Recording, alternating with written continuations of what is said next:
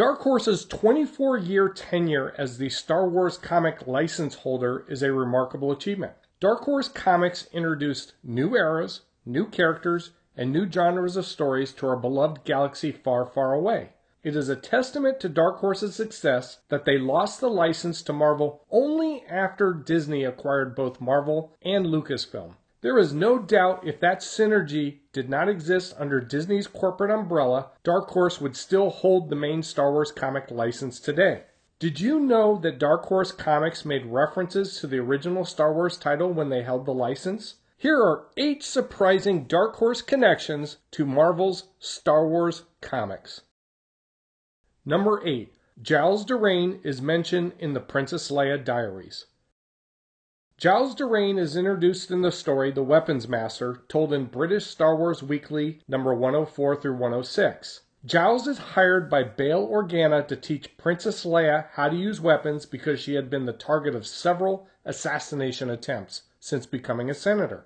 In the end, Giles is hired to assassinate Leia. Leia, forced to defend herself, kills him. In a story titled The Princess Leia Diaries from Star Wars Tales number 11, published in 2002, Giles is shown training Leia to use a blaster in 2 panels. His name is used in an entry in Leia's diary. I've also been training with Giles Durane, a weapons master, which I have to tell you is a lot more fun than being a lady. It's as if my father is preparing me for something, I just don't know what.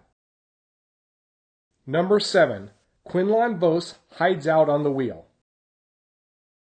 The Wheel was introduced in Star Wars number 18 as a galactic gambling establishment for wealthy citizens of the Empire. This space station operates outside of Imperial control due to the vast wealth it contributes to the Empire as taxes.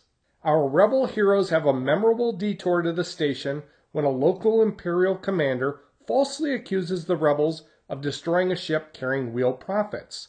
Star Wars Republic number 49 takes place aboard the Wheel. Jedi Master Quinlan Vos's accomplice, Colleen Hence, steals a data disk containing separatist plans to attack Kamino from a Falleen named Xenix. The Jedi Council believes that Vos is on the Wheel and send Aayla Secura to investigate after he misses a rendezvous and stops responding to communications. Number 6. The Yinchorri Uprising. Star Wars number 86 starts with Leia on a mission to Yinchor aboard a Yinchorri shuttle. As they near the planet, she learns from the crew that she is being traded to the Empire in exchange for the captured Yinchorri Elder Council. Needless to say, the Imperials do not hold up their end of the bargain and shoot down the shuttle over the planet. Leia is the only survivor, setting up the main story of her confrontation with an Alderaanian Imperial stormtrooper. In Star Wars Jedi Council Acts of War number 1, the spelling of Yinchor is changed to add an extra R, but there is no mistaking the species. Yinchorri are green-skinned reptilians with a turtle-like head and bulky bodies. The story in the 4-part miniseries takes place prior to the events of the Phantom Menace.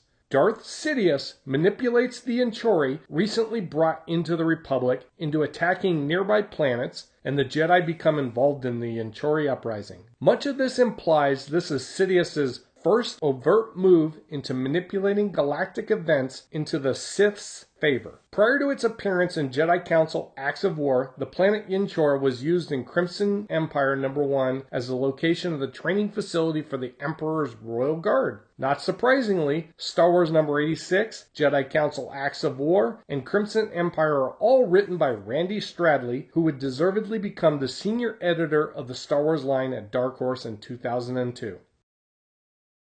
Number 5. Kaliska is a member of the Skytree species. A winged humanoid species introduced in Star Wars Annual number 1 is the Skytree from the planet Sky. In the story, the Skytree, Karis, is working with Imperials to subjugate her people. Luke Skywalker and Leia Organa attack Karis's fortress to free Han Solo and Chewbacca. Luke kills Karis during the assault, freeing the Skytree. The green-skinned Karis is shown on the cover of Star Wars Annual number 1. In the foreground, Luke is being attacked by Karis's Cataman bodyguard while she flies above the fray. Another female Skytree would appear in the Lost Tribe of the Sith Spiral story arc from Dark Horse Comics. The leader of the Doomed is also a green-skinned Skytree named Kaliska. The Doomed are a group of Jedi descendants who live on Kesh and oversaw the imprisonment of Dark Jedi Remulus Drapa. The Tate's Comics exclusive cover for the Lost Tribe of the Sith, Spiral #1, shows Kaliska standing behind the lightsaber-wielding Takara. Like Cariss, her head is mostly bald except for a mohawk-like tuft of hair down the middle. The Skytree are not used in any other Star Wars story, although they are mentioned in various encyclopedias that focus on Star Wars species. Number 4. A Mandallian giant and a Tyluun Night-Soarer appear in the Jervo world's arenas. In Star Wars number 19, Chewbacca is fleeing from Imperials intent on capturing him aboard the wheel. He is able to make it to the upper gambling levels of the wheel, but is confronted by 2 bouncers. Chewbacca is able to throw off the first bouncer, but is clobbered by the second, a Mandallian giant. The Mandallian giant is a large, muscular humanoid. As patrons of the wheel gather and bet on the outcome of the fight, Chewbacca is able to hit the green-scaled alien, knocking him out and sending him flying. Zane Carrick, Gothar Klege, and Abin Klege face off with the Mandallian giant while participating in the Tandem Open in one of Jervo World's 12 arenas as captured on the cover of Knights of the Old Republic number 41. Gothar's speeder is broken and he attempts to hand his son Abin to Zane. Zane's speeder is cut off by another rider and crashes. Abin is about to be hit by a Mandallian giant, but Zane distracts it by attacking. The giant effortlessly tosses Zane away. Abin's dad, Gothar, appears and attacks the giant. After several hits, the giant is rendered unconscious. Another alien from the Wheel Arc, the Tyluun Night-Soarer, that appears in Star Wars number 22, also makes an appearance in this story. In Star Wars number 22, the Tyluun Night-Soarer is one of the 3 remaining combatants in the arena, along with Han Solo and Chewbacca. In Knights of the Old Republic number 41, a Tyluun Night-Soarer attacks Zane, Gothar, and Abin, and Gothar rides his speeder into a building to eliminate the threat. Number 3. Darth Nihl is a member of the Nagai species. In Star Wars number 91, Chewbacca returns to his home planet of Kashyyyk to visit his family, along with Han Solo and Lando Calrissian. The infamous Star Wars holiday special that airs on CBS on November 17, 1978, introduced us to his wife and son, Mala and Lumpy, as well as his father, Itchy. In addition to appearances by all 3 characters, the comic introduces his brother-in-law, Vargi, who is hanging around with a Nagai called Knife. It turns out Knife is working with Wookiees, including Chewbacca's brother-in-law Vargi, to restart the slave trade. Both Han and Lando do not recognize Knife's species. Knife and other members of his species return in Star Wars number 95, and they remain a fixture in the title until its final issue, number 107. Star Wars Legacy was an ambitious title from Dark Horse Comics that takes place 125 years after the events of Return of the Jedi. Luke Skywalker's descendant, Cole Skywalker, leads the Jedi High Council on the planet Ossus, which is attacked by the One Sith. The One Sith are led by Darth Krayt, and at the time of the strike on Ossus, allied with the Fel Empire. Darth Krayt's top enforcer is Darth Nihl, a Nagai, who leads the assault that decimates the Jedi Order. Darth Nihl personally kills Cole Skywalker. Cade Skywalker, Cole's son, escapes and is the main protagonist of the long-running Legacy series. Number 2. Deliah Blue is a member of the Zeltron species. Star Wars number 70 contains a flashback story which has Luke Skywalker, Han Solo, Leia Organa, Chewbacca, C-3PO, and R2-D2 visit the planet Stenix to learn why a rebel cell has not checked in with the Alliance. On Stenix, our heroes meet Rick Duel's gang. The gang consists of its leader, Rick Duel, the Rodian Chido, and the Zeltron Danny. Zeltrons are very attractive to other species, and Danny overtly flirts with Luke, who resists her charms.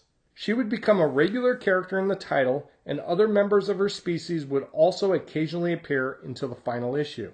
In Star Wars Legacy number 2, we are introduced to the crew of the Mynock. The crew is made up of the title's protagonist, Cade Skywalker, Jeria Sin, and the Zeltron Deliah Blue, who also works for the pirate Rab as bounty hunters. A capable member of the crew, Deliah serves as the Minox's mechanic and is adept at handling a blaster. She appears in many of the Legacy titles' issues and eventually becomes Cade's love interest. Dani appears in Marvel's Star Wars number 92, which is drawn by Jan Duursema. Duursema also draws every appearance of Deliah Blue in the Legacy title. Number 1. Simon Greyshade serves on the Senate during the era of the Republic.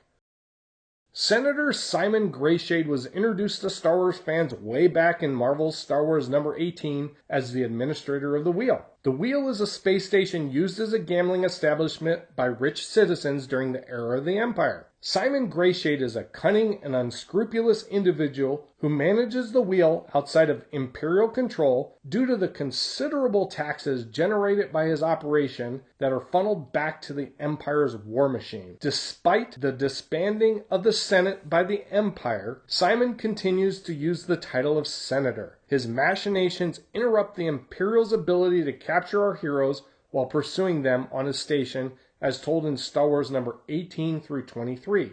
Senator Jervo Greyshade is mysteriously killed, kicking off an investigation by the Senate Guard and Jedi Knights in Star Wars Republic number 46.